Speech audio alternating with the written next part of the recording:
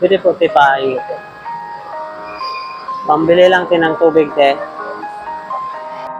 Bali nga pala hindi kami pinansin ng isang babaeng customer. Kaya naman sinubukan namin ulit sa mga sunod na customer, pati sa mga dumadaan. Pero kahit isa sa kanila ay wala man lang sa aming nag-intindi. Kaya minabuti kong subukan na lang yung tindero at tindera dito sa bakery. Kahit na kulang ang pera ko. Yeah, pwede bumili yan ng tubig, yung mineral. Yung maliit lang po, yung nature spring.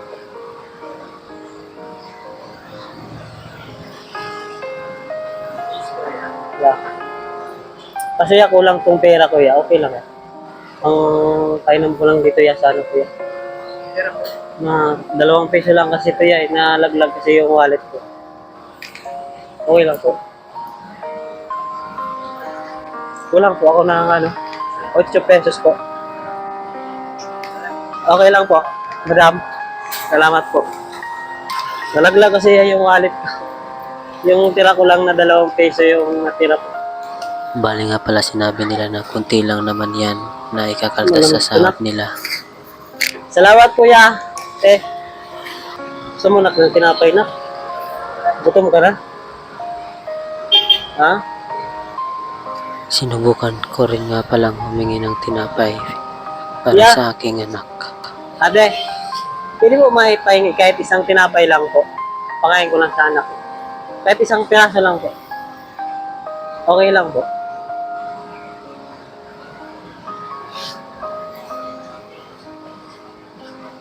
Marami na to, 2 na. Okay na. Salamat po. At hindi rin sila nagdalawang isip na bigyan kami. Tunay ngang may kabutihang loob din sila para sa katulad naming mahirap lamang. Kahit na alam ko at alam nila na ikakaltas ito sa sahod nila dahil nagtatrabaho lang sila dito. Kaya sa bandang huli sinabi ko na rin sa kanila yung totoo. Ano po? Bali ano lang po ito, social experiment lang po namin ng asawa ko. Ayun po yung camera. Okay lang po. Nag-video kami dito. So magkano po ito, ate? Tinapay tapos tubig yung kulang ko po. Di ba bayaran namin po ito? Wala ito po. Yung bayad namin, tsaka bali may ibibigay din po kaming kunting alaga po. Dahil mabait po kayo. So ito po, bali po yung bibigay namin, kunting alaga lang po ito. Di, kasama po ito dun sa ano. Sige po, tanggapin.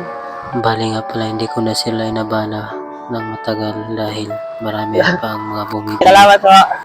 Sana marami pa ang katulad nyo na kahit nagtitinda, tatrabaho lang, sa ganito ay handang tumulong. Sa katulad namin kulang ang pera, nauuhaw at nagugutom. Sana marami pa ang katulad nyo. Hanggang dito na lang po, pa-share na lang para sa mga susunod pa ng video. Salamat.